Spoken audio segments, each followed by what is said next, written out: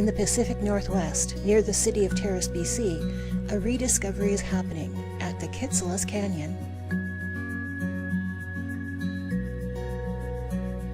Archaeological research and soil analysis are lending heavy support to the theory that the Kitselasu, the people of the canyon, practiced an immense, highly technological and sustainable agriculture in the form of forest gardening.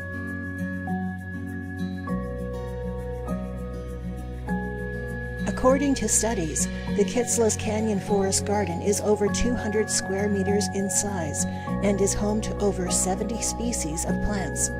Soil studies are unearthing the unique fingerprint of the practices of the Kitselas people.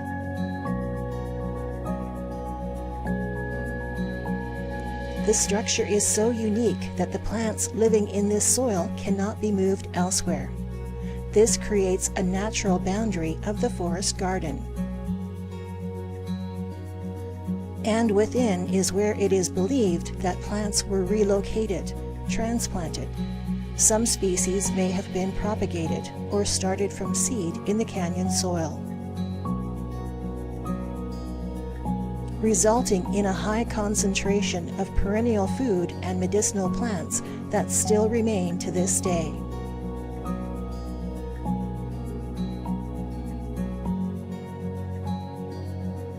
What is unique about this collection of plants is that some of these do not coexist in the wild. This strengthens the belief that these plants were placed together as a result of human interaction.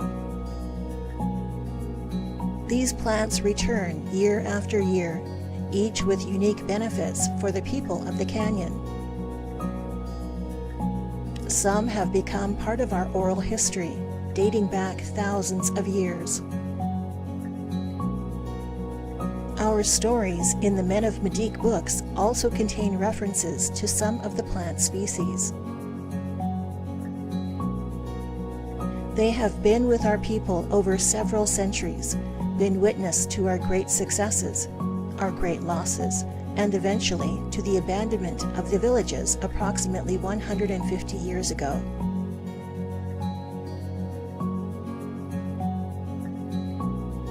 The rediscovery of the forest garden near the village site of Kitselas is reconnecting our people to the land. Once more, we are learning how we can take care of the plants and learning how the plants will take care of us. It's a harmonious, reciprocal relationship, as it has been for hundreds of years. The soil studies are revealing the methods used to create the unique combination of factors that resulted in a highly sustainable and rich biodiversity. We can learn these methods and return to using these methods to benefit the future growth of the forest garden.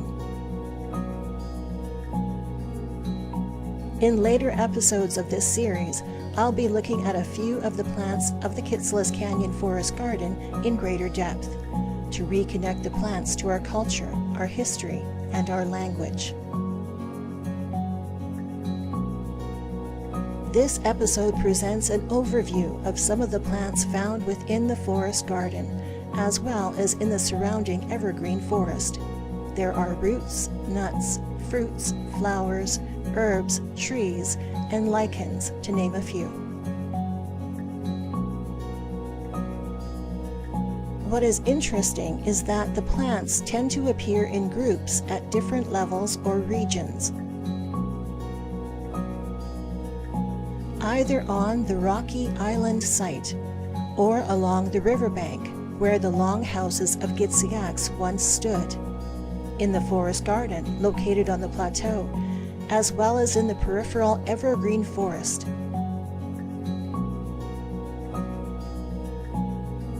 I'll be exploring each of these areas with Reneé Morven, Nisga'a herbalist, who will be helping me to identify the plants and learn about each species we find.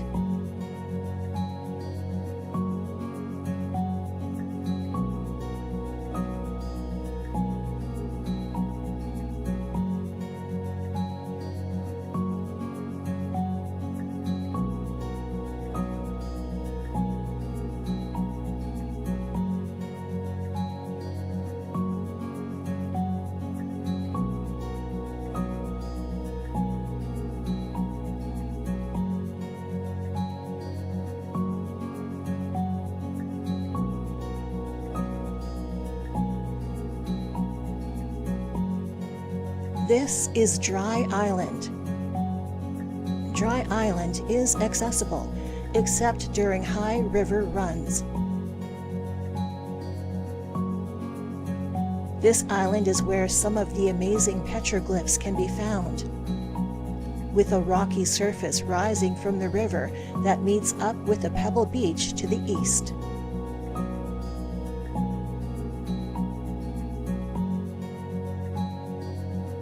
This area has much sun exposure and lower amounts of soil. It's a different growing environment than the rich soil of the plateau. Yet we identified plants here, including the nodding onion. This wild onion is spread over much of Dry Island, making itself home in small clumps of soil settled on the stone. It is a plant that can be used for food and medicine. Each year, it blooms pink flowers that produce seeds.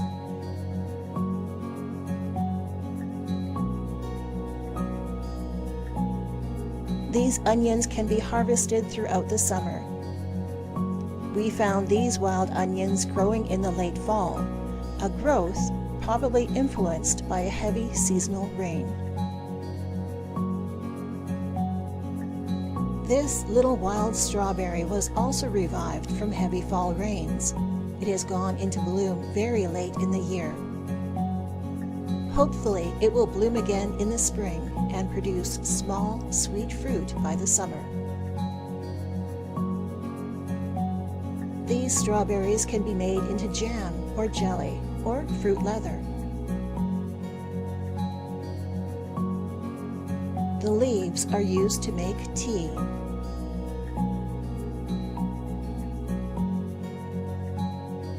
The wild strawberry produces runners each year, which help the plant to spread and multiply.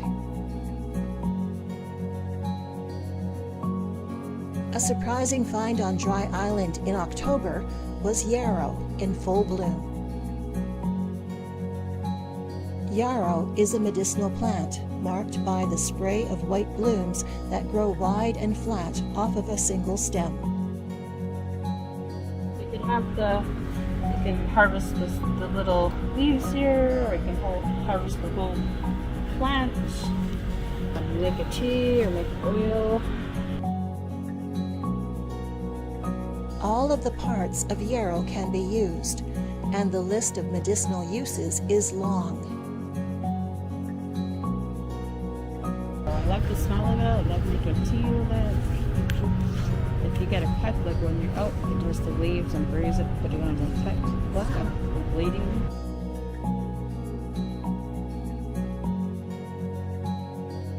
Nutritionally, it can be consumed as a tea or a vinegar.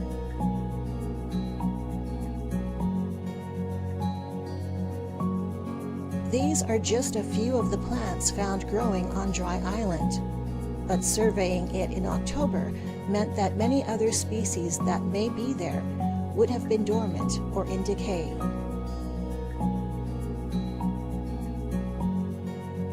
These plants were not identifiable, but several different types were noticed.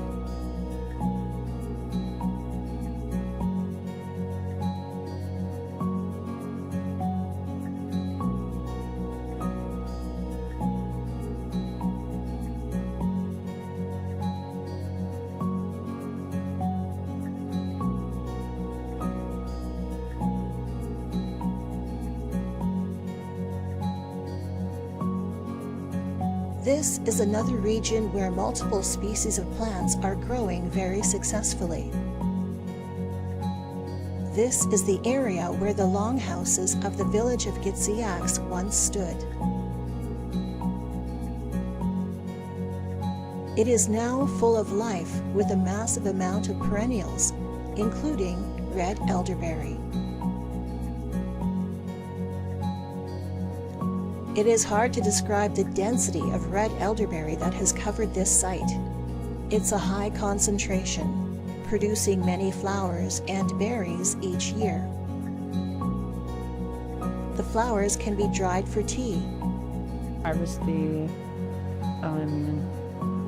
flowers in the springtime, and you have a short window to do that.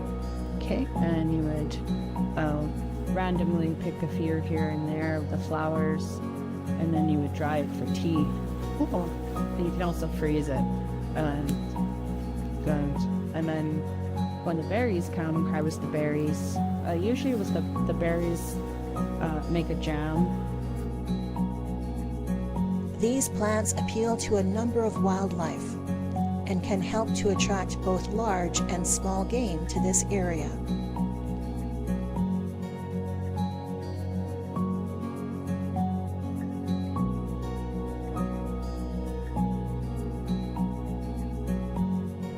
From the rose petals to the rose hips, the leaves and the roots, the wild rose is a great provider.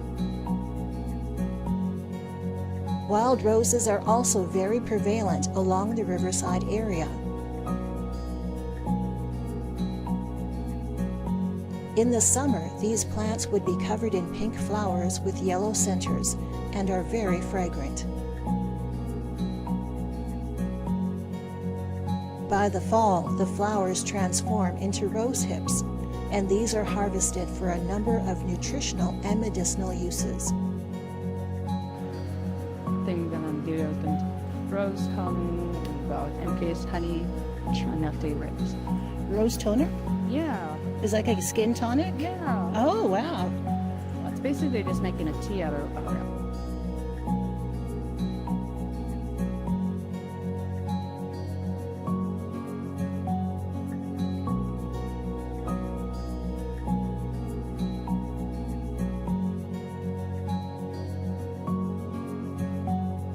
Lining the ground at the base of the roses and red elderberry is stinging nettle, a superfood that is very abundant higher up on the riverside area.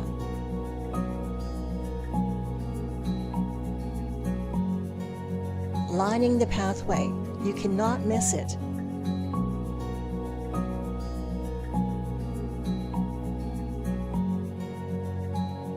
The leaves are loaded with nutrition and can be used as greens or dried for tea or made into a powder that can be added to all types of foods.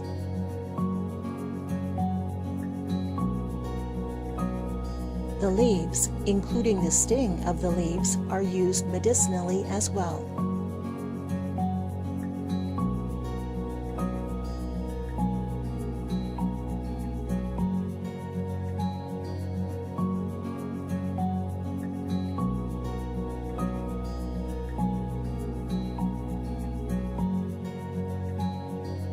Devil's Club, a powerful medicinal and adaptogen. Remedies associated with Devil's Club include digestive aid, anti-inflammatory, arthritis treatment, weight loss, wound treatment. This is just a small fraction of the medicinal ability of this plant.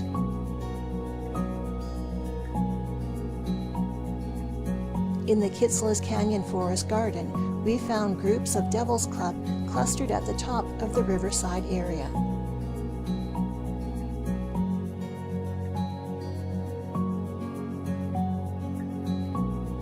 Looking up and up and up, we find a massive cottonwood. Buds can be harvested from these trees in the spring and the fall, from branches that break off of the tree. The buds have healing properties. The resin can be used on its own to treat insect bites, cuts, and rashes. The resin can be made into a salve for skin conditions, as well as for muscular and joint pain relief.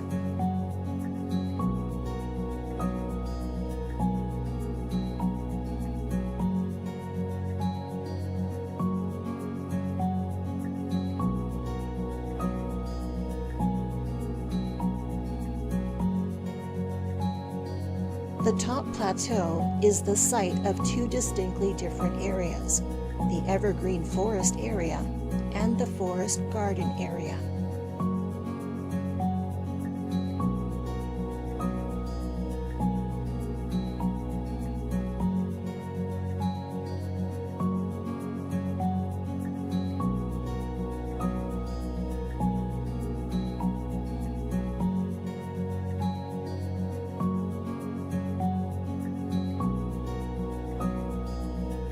The evergreen area is also a source of food and medicinal plants. The species found include lichen, berry shrubs, and evergreens. Moss covers much of the soil, and the evergreen trees create a canopy that blocks sunlight.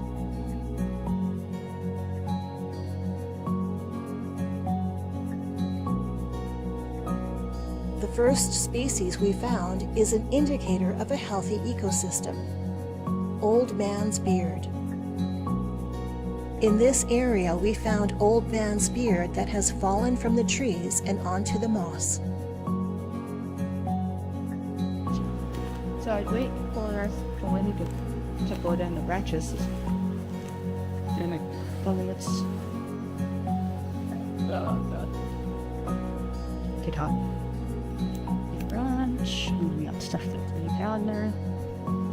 There's a vein in there, and you see how it has that little bit of elastic? Yeah. How you know you have the right one. Okay. You just clean up all this extra stuff that's on there, and then you just dry it. Uh-oh. So you can dry it and like cut it up for a tea, and then you would use like maybe 1 to 2 teaspoons per cup. You'd boil it in the water for 10-15 minutes covered, Okay. and then drain it off and drink it. What does it taste like? It tastes awful. It kind of looks like it would taste awful. It's such a high-end antiviral though. Okay. Like I use it in combination with like lungwort and mullein, and it's good for like a good respiratory tea. So do you pick them up every time you see them? Yeah. Okay. It is not recommended to remove old man's beard from a living tree. You can boil it and then use this part. Okay, and say you had a boil on your leg or something. Yep. You put it right on it, cover it, and it would help leach out. Like a poultice. Yeah. Okay. Cedar is a tree of life, providing bark to weave with, wood to make longhouses with, and medicine. Here we see young cedar growing next to the culturally modified cedars.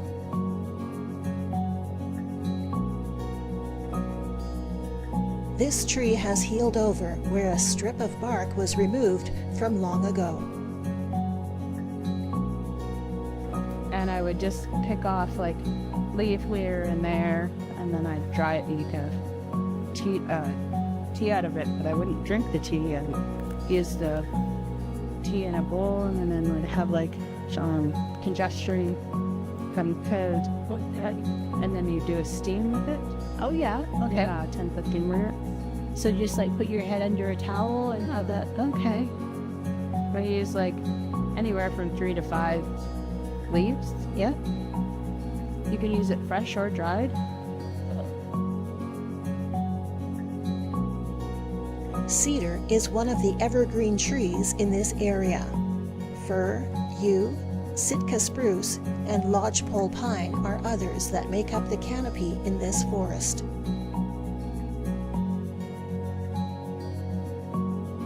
Under the canopy, red huckleberry, blueberry, and black huckleberry grow amongst the evergreens and are a source of food. When there's berries on it, that's when you can harvest it for the leaves too. Okay. Helps to lower blood sugar. Tea can be made from the leaves. The berries can be dehydrated for storage or made into preserves, as well as eaten fresh. These berries also help to attract game to the canyon.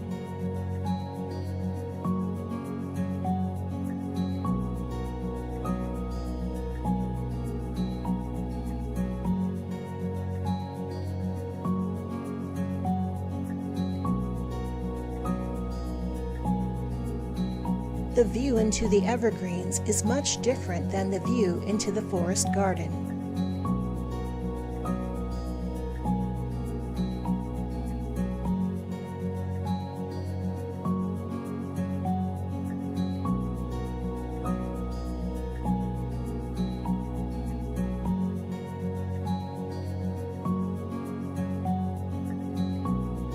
And here we have entered the forest garden on the plateau.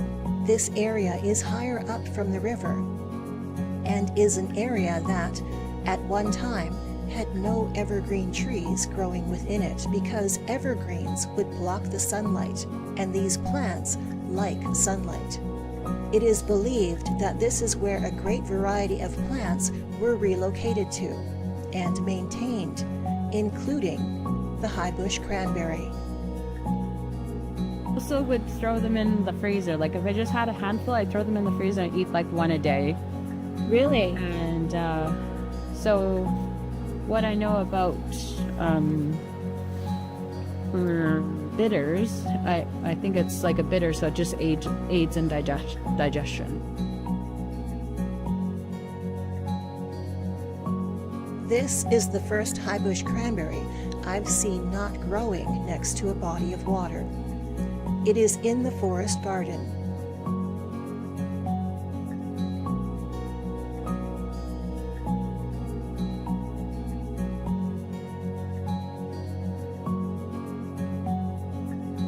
Also growing on the plateau is nettle. This superfood is found within the forest garden area, where it grows among several other species of plants. Nettle is plentiful here as well. Among the nettle is a young fireweed, likely sprouting due to the heavy fall rains. Also in the spring, you know how we saw the little shoots of the stinging nettle? That's how the little fireweed starts, and almost looks like a little asparagus kind of thing. And you can harvest the little shoots, like maybe 3 inches or smaller, and you can eat the whole thing. Wow. In the spring. And then so from the fireweed, and you can harvest right from the bottom, take all the leaves off, then use the stem, use the whole thing for tea. Some people use their salve, put it in the oils.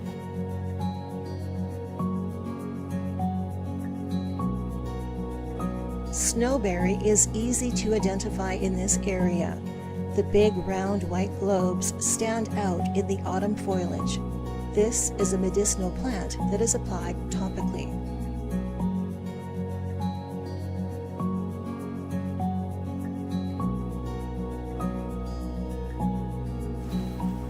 The other name is hitchhiker, and how you can identify, this is kind of like an older, so it's usually more green. Okay. How you can identify is you run your hands along the back, you kind of feel the texture. Okay. Kind of wants to like catch on your clothes when you're walking. Kind of like Velcro. Yeah. Oh, okay. So you can make a tea out of it, you can put it in oil for skin salve, skin oil. Right. It's great for cleansing the lymph in your body. Wow. Yeah. So that's some more right there. Yeah. That's great. Awesome. It kind of has like a star shape with the leaves. You can pick them from the spring to the fall. Wow. As long as they're green. As long as they're green.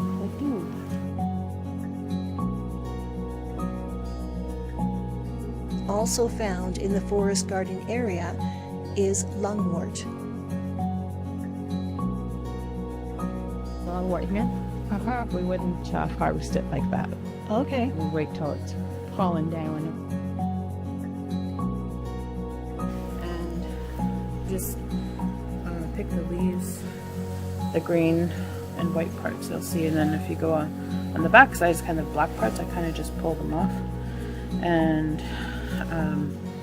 you dry it and make a tea out of it, and it's good for respiratory.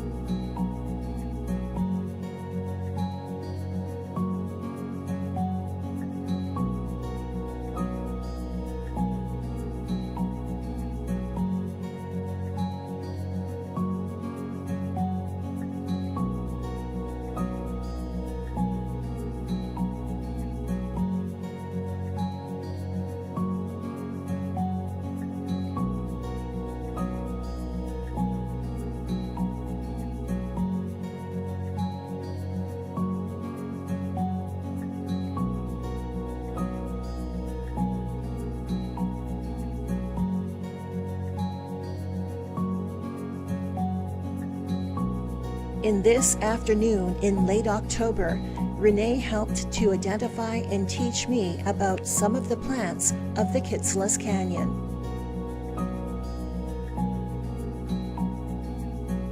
This quick survey revealed a wealth of variety and quantity of plants that provide sources of nutrition, medicine, or building materials.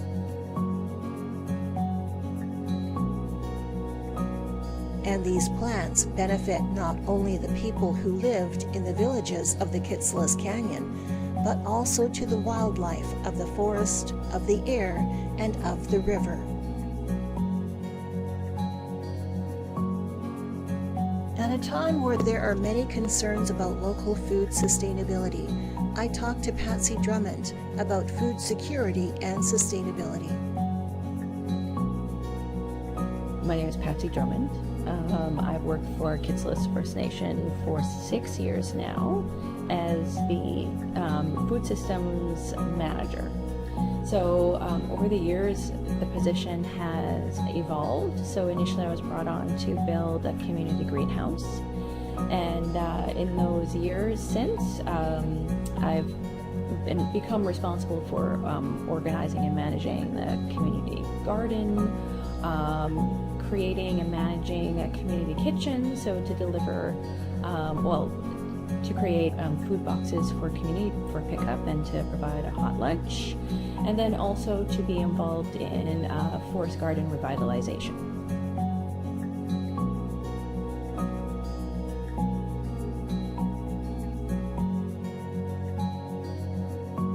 With your experience, and this is kind of going back into a lot of talk about food sustainability. It's become like a global issue. Yeah.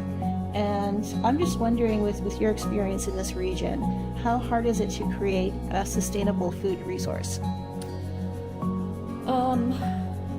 I think really what it comes down to is recreating a sustainable food source, because obviously First Nations peoples have been here for thousands of years, and they could not have been here if it weren't for their food systems that they had in place. Yeah. Right?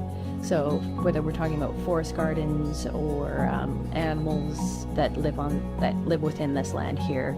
So conventional food systems, there are many challenges with it, with production, distribution, and consuming of it.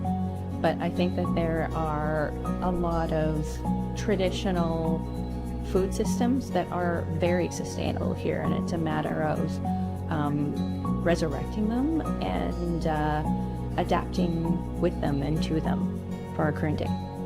Right, so that sort of leads into my next question. So as we're learning about the variety of plants and the size and scope of the Kitselas Canyon Forest Garden, and this is all pre-contact, so would you say it's reasonable to say that the forest garden was a sustainable food resource for the people at that time? Oh yeah, yeah.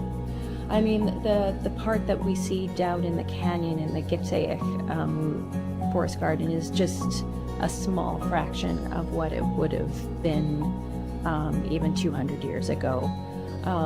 We can see that when there's been forestry practices that have taken place around the current community of Githouse, so that when the conifer trees have been removed, we're seeing forest garden plants coming up. So they're in the seedbed, they're there.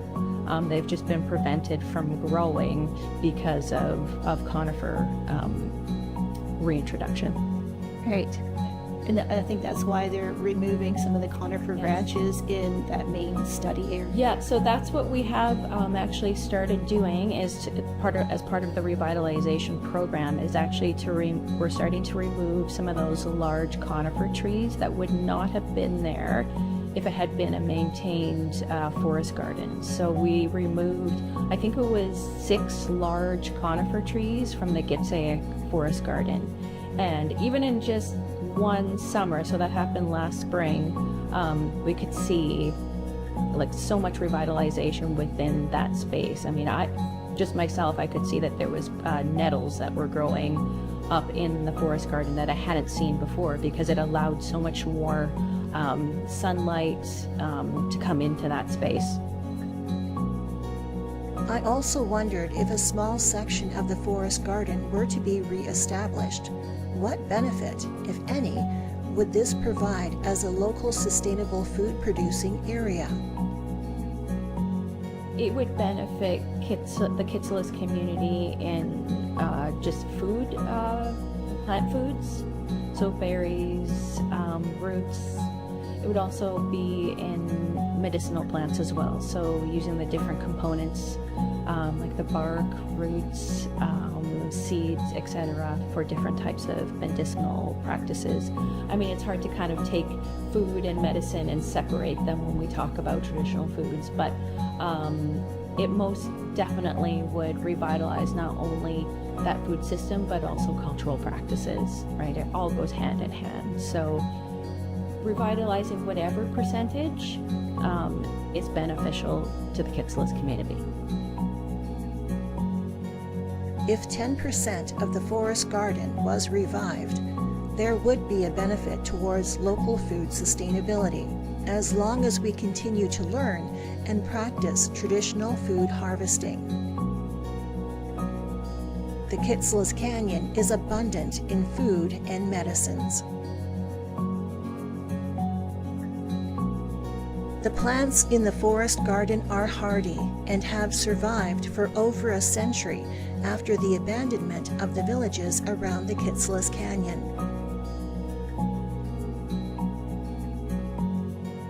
The placement of the plants, based on their current location, indicates an understanding of the type of environment that each plant needed to thrive. Whether that is on the plateau in sunlight or along the forest edge,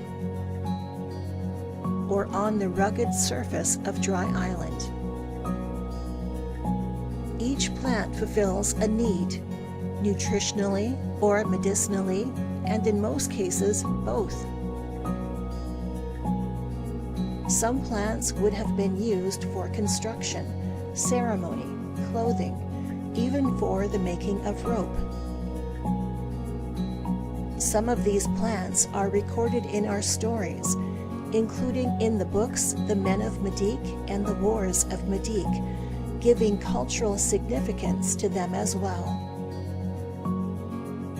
This short survey occurred during the fall, in late October. While many species had finished their year, we were fortunate to be able to identify 19 different species. But there are over 70 species of plants in this compact area, many more to learn about and reconnect with in the forest garden of Kitselas Canyon.